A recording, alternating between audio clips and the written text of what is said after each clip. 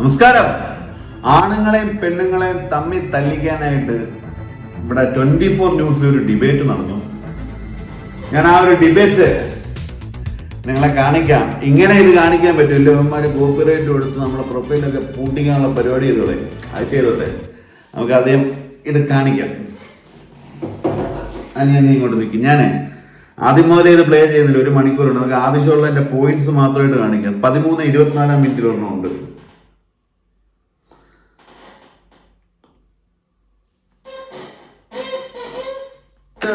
അത് കഷ്ടപ്പെട്ടു പോയി. എനിക്ക് വല്ലാതെ എന്റെ മനസ്സ് ഇപ്പോഴും എനിക്ക് ഉറപ്പിക്കാൻ പറ്റില്ല. ഞാൻ ആരെയും കണ്ടത് എന്റെ കുട്ടി പോയി കിട്ടില്ല. ഇനി എന്താ ഞാൻ ചെയ്യേണ്ടത്? എന്റെ കുട്ടിന്റെ കാലനായിട്ട് വന്ന പെണ്ണാണത്. ഒരു കാര്യം, അത്ര എന്റെ മോൻ വിഷമിച്ച എന്റെ മോനെ ആർക്ക് അത്ര എളിയ മനസ്സാണ് എന്റെ കുട്ടിക്ക്. ആ എളിയ മനസ്സുകൊണ്ടാണ് എന്റെ കുട്ടി പോകാണ്ട് എന്നോട് കൂടി ഒരു വാക്ക് പോലെ എന്റെ മോൻ പറഞ്ഞില്ല. പറഞ്ഞ എന്നെ അവന് ഞാൻ ഒറ്റയ്ക്ക് കിടത്താൻ ഞാൻ വിടില്ലായിരുന്നോ. ഒരു വാക്ക് പോലെ മമ്മി വിഷമിക്കരുത് വിചാരിച്ചിട്ടുണ്ടാവും അവൻ. ഒരു വാക്ക് പോലെ അവൻ എന്റെ അടുത്ത് പറഞ്ഞിട്ട്. എത്ര പുച്ഛത്തോടെയാണ് ആ സ്ത്രീ ഇരിക്കുന്നത്. അവര് തലകുനിച്ചിരിക്കുകയാണ്, വിഷമിച്ചിരിക്കുകയാണെന്ന് എനിക്ക് തോന്നുന്നില്ല. അത് മൊത്തം കാണുമ്പോൾ എനിക്ക് മനസ്സിലാവും. പറയാതെ കുട്ടി ആകെ 2 മണി 3 മണി എന്റെ കുട്ടി കരഞ്ഞു കിടന്നിട്ടുണ്ട്. എന്നിട്ട് എനിക്ക് ഇത് ചെയ്ത് അത്രയും വിഷമത്തിലേക്ക് എന്റെ കുട്ടി ഇത് ചെയ്തിട്ടുണ്ടാകുക. എന്റെ മോനെ അറിയാ, അമ്മയില്ലാതെ എന്റെ കുട്ടിക്ക് ജീവിക്കാൻ കഴിയില്ല എന്ന് എന്റെ മോനെ അറിയാ. പക്ഷേ എന്റെ കുട്ടി അത്ര വിഷമം സഹിച്ചു പോയി. ഉള്ളില് വിഷമിച്ചിട്ടേക്ക് എന്റെ കുട്ടി കരഞ്ഞു കിടന്ന് ചെയ്തിട്ടുണ്ടാവും. ഇത് അമ്മേനെ അച്ഛനെ വിട്ട് എന്റെ കുട്ടിക്ക് ഒരു മനസ്സും ഉണ്ടാവില്ല. എന്റെ കുടുംബം ഞങ്ങൾ അങ്ങനെ നോക്കുന്ന ഒരു മോനാണ്.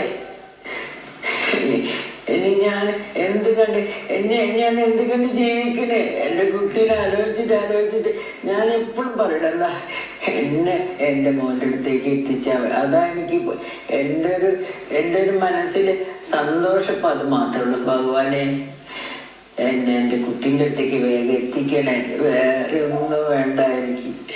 എന്താ ഞാൻ ചെയ്യേണ്ടത്? എനിക്ക് ആ അമ്മയുടെ സങ്കടം കണ്ടിട്ട് സഹിക്കാൻ പറ്റുന്നില്ല. വിഷമം വരുന്നു. ഇനിയുള്ള ജീവിതകാലം മുഴുവൻ ഇത് ആലോചിക്കാനേ അവരെ കൊണ്ട് പറ്റും. ഈ പറയുന്ന ഡിബേറ്റും സംസാരവും സഹായവും ഒക്കെ ഒരു പരിമിതിയുണ്ട്. അതിപ്പോ തീരും. അടുത്ത ദീപക്കുകൾ വരും. അടുത്ത 17:55 മിനിറ്റിൽ ശ്രീലക്ഷ്മിയെ കുറിച്ച് പല ചില കാര്യങ്ങളൊക്കെ പറയാൻ കേട്ടു. ശ്രീലക്ഷ്മിയുടെ ദൃശ്യം ഇപ്പൊ നമ്മള് ശരിക്കും ആ പെൺകുട്ടിയെ നമ്മൾ അല്ലെങ്കിൽ ആ യുവതിയെ നമ്മൾ കല്ലെറിയണം അതൊന്നും അല്ല നമ്മുടെ നിലപാട്. പക്ഷെ ഇങ്ങനെയുള്ള കാര്യങ്ങൾ നമ്മുടെ സോഷ്യൽ മീഡിയയിൽ ഉണ്ടാക്കാൻ പാടില്ല എന്ന കാര്യത്തിൽ നമുക്ക് 2 പക്ഷമില്ല. എങ്ങനെയാണ് ശ്രീലക്ഷ്മിനെ കാണുന്നത്? ഇതിപ്പോ ആ പെൺകുട്ടീനെ എല്ലാവരും ചേർന്ന് കല്ലെറിയുകയാണ് ചെയ്യുന്നത്. അപ്പൊ ഇതിന്റെ ഒരു നമുക്കിപ്പോ ഒരു കാര്യം നടക്കുമ്പോൾ അതിന്റെ ആ കാര്യത്തിന്റെ ഇപ്പൊ ഒരു മരം വളർന്ന് വരുവാണെങ്കിൽ അതിന്റെ ഒരു ബ്രാഞ്ചിന്റെ പ്രശ്നമാണോ അതിന്റെ വേരിന്റെ പ്രശ്നമാണോ നമ്മൾ ചിന്തിക്കണം. ഇപ്പോൾ ആ പെൺകുട്ടിക്ക് എന്തുകൊണ്ടാണ് ഇതുപോലെ സോഷ്യൽ മീഡിയയിൽ എടുത്ത് ഇടയേണ്ടി വന്നത്? ഇപ്പം നമ്മളാണെങ്കിൽ തന്നെ ഈ നീതിന്യായ വ്യവസ്ഥയിൽ ഇപ്പൊ നമ്മൾ പോലീസ് സ്റ്റേഷനിൽ പരാതി കൊണ്ട് പോകുമ്പോഴത്തേക്കും അവർ പലപ്പോഴും കേസ് എടുക്കാതിരിക്കുകയും, അതുപോലെ തന്നെ നമ്മളിപ്പോ യൂട്യൂബ് എടുത്ത് നോക്കുവാണെങ്കിലും എല്ലാവർക്കും എതിരെ ഹേറ്റഡ് അങ്ങ് പടർന്ന് ഓരോ ആൾക്കാരുടെയും ലൈഫ് എടുത്തിട്ടാണ് ആൾക്കാർ ഇങ്ങനെ പൊങ്കാലിടുകയാണ് ചെയ്യുന്നത് സൈബർ ഇടത്തില്. അപ്പം ഇതിന് മതിയായിട്ട് ഒരു നിയമമോ ഒന്നുമില്ല. അതുകൊണ്ടാണ് ഇതിനകത്ത് ആരും ആരെയും പൊങ്കാല ഇട്ടിട്ടില്ല. തന്തരാരി കാണിക്കുന്നവർക്കെതിരെ മാത്രമേ സംസാരിച്ചിട്ടുള്ളൂ. ഈ വിഷയം ഉണ്ടായപ്പം എത്രയോ ഫെമിനിസ്റ്റുകൾ മിണ്ടാതിരുന്നു. നിങ്ങൾ മിണ്ടായിരിക്കണമായിരുന്നു. നിങ്ങളെ വായിത്തോന്ന് അപരാധം വിളിച്ച് പറഞ്ഞാൽ നിങ്ങൾക്കും കിട്ടിയേ. റൂട്ട് കോസ് എന്ന് പറയുന്നത് ഈ സ്ത്രീകൾക്കെതിരെയുള്ള വയലൻസ് നമ്മൾ പോലീസ് സ്റ്റേഷനിൽ പരാതിപ്പെട്ടാലും നമ്മൾക്ക് ഒരു നീതി കിട്ടില്ല. അല്ലെ അവര് ഞാൻ ഒരുപാട് വർഷം പോലീസ് സ്റ്റേഷനിൽ പോയിട്ടുണ്ട്. അപ്പൊ അവര് പറയും കേസ് എടുക്കാൻ പറ്റാതെ. ഇപ്പൊ എനിക്ക് അത് ചേച്ചി നിങ്ങൾക്ക് മാത്രമേ ഉള്ളൂ കേട്ടോ. നിങ്ങളോടുള്ള പ്രത്യേകിച്ച് കാര്യമുള്ള കാര്യത്തിനല്ല പോകുന്നതെന്ന് അവർക്ക് തോന്നിക്കാണും. അല്ലാതെ കേരള പോലീസ് കേസെടുക്കാതിരിക്കത്തില്ല. കേരള പോലീസിന് കേസ് എടുത്തേ പറ്റൂ. ചുമ്മാ തുറന്നു വെച്ചോണ്ടിരിക്കുന്നത് വ്യവസായ സ്ഥാപനവും. എക്സ്പീരിയൻസ് ഉണ്ടായിരുന്നു. ശംഖുമുഖത്തുനിന്ന് എനിക്ക് രാത്രി അതിനെ കുറെ ആണുങ്ങൾ ചേർന്ന് ആക്രമിച്ചിട്ട്. അപ്പോഴും പോലീസ് സ്റ്റേഷനിൽ പോയപ്പോൾ അവർ കേസെടുക്കാൻ പറ്റില്ല, നീ എന്തിനാ അവിടെ പോയിരുന്നേ എന്നൊക്കെയാണ് ചോദിച്ചത്. അപ്പം ഇതുപോലെ പോലീസ് സ്റ്റേഷനിൽ പോകുമ്പോൾ നമുക്ക് നീതി കിട്ടുന്നില്ല. അപ്പൊ എന്തായി മാറും? ഈ സൈബർ സ്പേസുകൾ കോടതിയായിട്ട് മാറും. അപ്പൊ ഒരു ഷിംജിതയെ മാത്രം എല്ലാവരും കൂടെ കല്ലെറിഞ്ഞിട്ട് കാര്യമില്ല. ഇതിന്റെ റൂട്ട് വേണ്ട, ഷിംജിതയെ പിടിച്ച് ഫ്രഞ്ച് കിസ് കൊടുക്കാം. ഒന്ന് പോകണമെന്നുള്ളേ. അടുത്ത നമുക്ക് 21-ാം മിനിറ്റ്. അതുപോലെ അതിന് റീച്ച് കൂട്ടാൻ വേണ്ടിയിട്ട് എന്തെങ്കിലുമൊക്കെ പറയുക. അപ്പൊ അതിന്റെ ആൽഗോരിതം മാത്രം നോക്കിയിട്ട് അതിനെ മോണറ്റൈസ് ചെയ്യുക. അങ്ങനെ വരുമ്പോഴേക്കും എന്തെങ്കിലും ഒരു മോശമായ കാര്യങ്ങൾ, അതുപോലെ വളരെ മോശമായിട്ട് ആളുകളെ അഡ്രസ് ചെയ്യുക, എന്തെങ്കിലും ഡിജിറ്റൽ പ്ലാറ്റ്ഫോമിൽ കണ്ടു കഴിഞ്ഞാൽ അതിനെതിരെ വളരെ മോശമായിട്ട് കമന്റ് ഇടുക.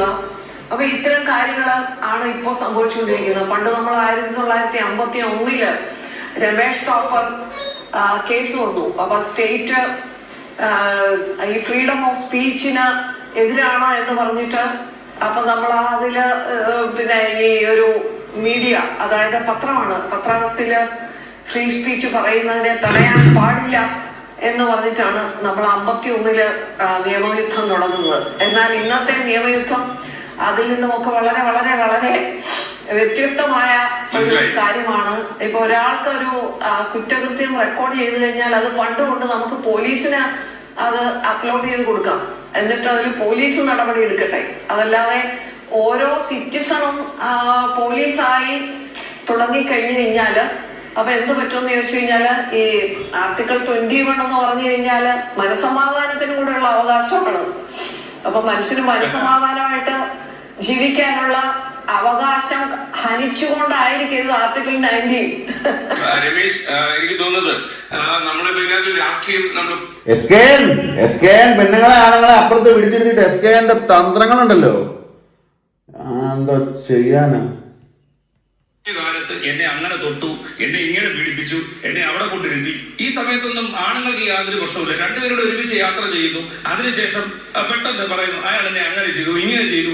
അപ്പൊ അന്ന് സ്ത്രീകൾക്ക് പറയാനുള്ള ധൈര്യവും ചങ്കൂറ്റവും ഒന്നും ഉണ്ടാവില്ല. അതുകൊണ്ടാണ് ഇന്ന് വന്നിട്ട് അവര് പറയുന്നത്. ഇന്ന് അവർക്ക് അതിനുള്ള ആത്മാഭിമാനവും ധൈര്യവും ഉണ്ടായി വരുമ്പോഴേ അവർക്ക് പറയാൻ വേണ്ടി പറ്റും. അതെന്ത് ധൈര്യമാണ്? അതങ്ങനെ പറ്റത്തുള്ളൂ. ചിലപ്പോൾ ലൈംഗിക അതിക്രമം നടക്കുന്ന സമയത്ത് തന്നെ അതെന്ത് ധൈര്യമാണെന്നാണ് ഞാൻ ചോദിച്ചത്. അതെന്ത് ധൈര്യം നിങ്ങൾക്ക് വിധിക്കാൻ അധികാരമില്ല. അവർക്ക് അന്നേരം ധൈര്യമാണ്. അവർക്ക് അന്നേരം ധൈര്യം. വിധിയാണോ നിങ്ങൾ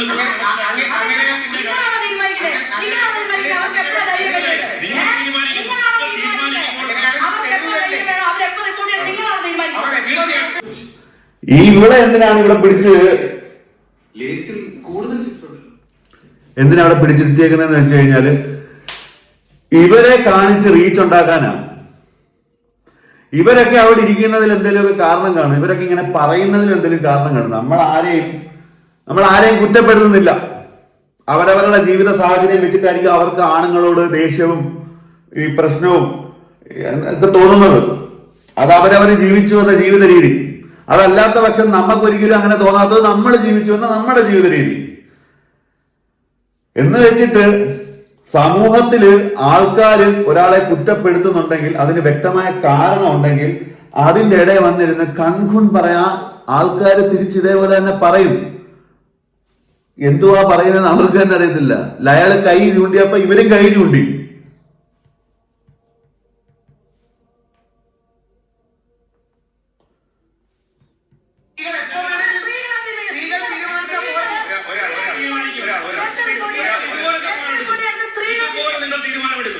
ദീപകരെ കൊണ്ടുള്ള മരണത്തിനിടയാക്കുന്ന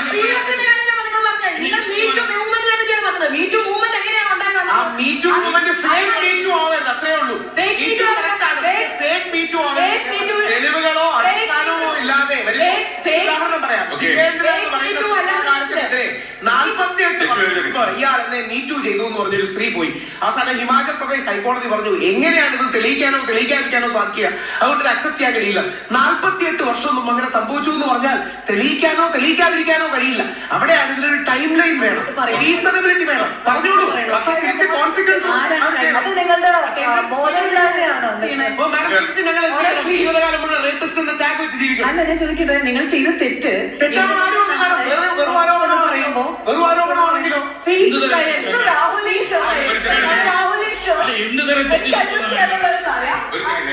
ഈ അമ്മച്ചി ഏതാണെന്നൊരു പിടിയില്ല. ഇവരെ ഞാൻ എവിടെയും കണ്ടിട്ടുമില്ല. എന്തായാലും ഇതിലൂടെയാണ് ഞാൻ ഇവരെ കണ്ടു തുടങ്ങിയത്. എന്തായാലും ചേച്ചി വേറെയാണ്, വിഷമമുണ്ട്. എന്നാലും പറഞ്ഞിട്ട് കാര്യമില്ല. നാളെ ഞാൻ ഏറെ കയറുമ്പോ നിങ്ങളും വീഡിയോ ഇടും. പോ. 5 വയസ്സിലുണ്ടായ അബ്യൂസ് ഞാൻ എന്റെ പേഴ്സണൽ സ്പേസിൽ ഒരുപാട് പ്രാവശ്യം ഫേസ് ചെയ്തിട്ടുണ്ട്. ഞാൻ ഇതൊന്നും അഡ്രസ് ചെയ്യാനായിട്ട് വന്നതല്ല ഇവിടെ. ബട്ട് 5 വയസ്സിലുള്ള അബ്യൂസ് ഞാൻ ഇതേപോലെ ഒരു സോഷ്യൽ സ്പേസിൽ വർഷങ്ങൾക്ക് ശേഷം അഡ്രസ് ചെയ്യുകയാണ്. വർഷങ്ങൾക്ക് ശേഷം എന്നാണ് എനിക്ക് ഐശ്വര്യ രാജലക്ഷ്മി, സോഷ്യൽ അനലിസ്റ്റ്. ലക്ഷ്മിമാരെല്ലാം കൂടെ കൂട്ടാൻ ചേർന്ന് ഇറങ്ങിയേക്കോ മനുഷ്യനെ ബുദ്ധിമുട്ടിക്കാൻ. 26 വയസ്സായി കാണും. ഞാൻ ഈ പറഞ്ഞ സോഷ്യൽ ആക്ടിവിസ്റ്റ് ഗ്രൂപ്പുകളെയൊക്കെ കണ്ട് യൂറോപ്പിൽ നിന്ന് തിരിച്ചു വന്നിരിക്കുന്ന സമയത്താണ് ഞാൻ കാണുന്നത്. അപ്പൊ ഞാൻ അവരോട് പറഞ്ഞു എനിക്ക് ഇങ്ങനെ ഒരു സ്പേസ് ഉണ്ടായി, എനിക്ക് അറിയില്ലായിരുന്നു ഇത് അബ്യൂസ് ആണെന്ന്. ഏറ്റവും ക്ലോസ് ആയിട്ടുള്ള സ്പേസുകളിൽ നിന്നാണ് ഉണ്ടായത്, ഏറ്റവും ക്ലോസ് ആയിട്ടുള്ള റിലേറ്റീവ്സിന്റെ നിന്ന്. അപ്പൊ അവരോട് ആവശ്യപ്പെട്ടത് ഇതിനെന്തെങ്കിലും പ്രൂഫ് വേണം. അപ്പൊ ഞാനെന്ത് പ്രൂഫ് ഉണ്ടാക്കാൻ പോകണം? 5 വയസ്സിലേക്ക് ഉണ്ടായ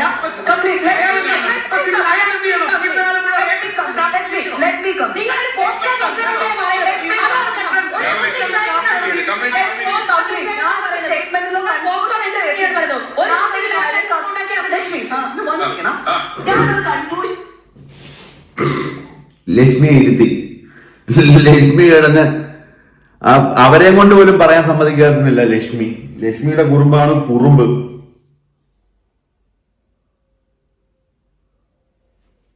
നമുക്ക് 30-41 സെക്കൻഡിലോട്ട് പെട്ടെന്ന് ഓടിച്ചിട്ട് നമുക്ക് തീർക്കാം. ഫ്രീ വില്ല് വാങ്ങാൻ നിങ്ങൾക്ക് പറ്റുന്നില്ല. അപ്പൊ അതിന് പകരം ഈ രീതിയിലൊക്കെ വാങ്ങുന്ന consent is not consent. Implied കൺസെന്റും എക്സ്പ്രസ് കൺസെന്റും ഉണ്ട്. നിങ്ങൾ ഇംപ്ലൈഡ് കൺസെന്റിലാണ് പല റിലേഷൻസും മുന്നോട്ട് പോകുന്നത്. നിങ്ങൾ വിചാരിക്കുകയാണ് അവർ തന്നു കൺസെന്റ് എന്ന്. പക്ഷെ നിങ്ങൾ വാങ്ങിച്ചെടുക്കുന്ന ആ രീതി, അവരെ വിശ്വസിപ്പിച്ച് അവരെ ഒരുമിച്ച് കൊണ്ടു നടന്ന് നിങ്ങളുടെ കൃത്യമായ രീതിയിൽ, അതായത് സ്ത്രീ പുരുഷ സമത്വം എന്ന് പറയുന്നത് അറ്റൈൻ ചെയ്യാൻ ശ്രമിച്ചുകൊണ്ടിരിക്കുന്ന ഒരു സ്ഥലമാണ്. ഇന്നും ഇവിടെ ഇരിക്കുന്ന പ്രിവിലേജ് ആയിട്ടുള്ള സ്ത്രീകളുടെ കാര്യം മാത്രമല്ല, ഒരുമിച്ച് ജീവിക്കുന്ന ഒരുപാട് മനുഷ്യർ, ജോലി എടുക്കുന്ന ആളുകളുടെ ഇടയിൽ ഈ ഇൻഫ്ലുവൻസിൽ ഒരുപാട് പേര്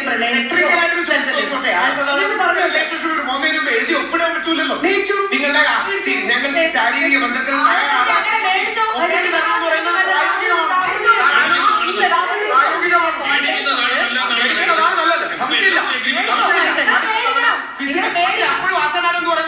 അങ്ങനെ ഒപ്പിട്ട് സ്ത്രീ പുരുഷ സമത്വമൊന്നുമില്ലേ? ഈ സ്ത്രീ പുരുഷ സമത്വം അന്നേരമില്ലേ?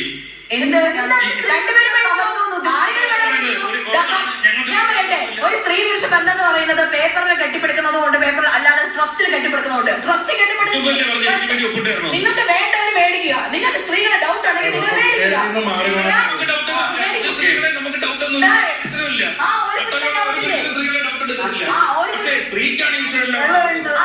സ്ത്രീകൾക്ക് അങ്ങനത്തെ എക്സ്പീരിയൻസ് ആണ് ഉണ്ടായിട്ടുള്ളത്. ഇതിന്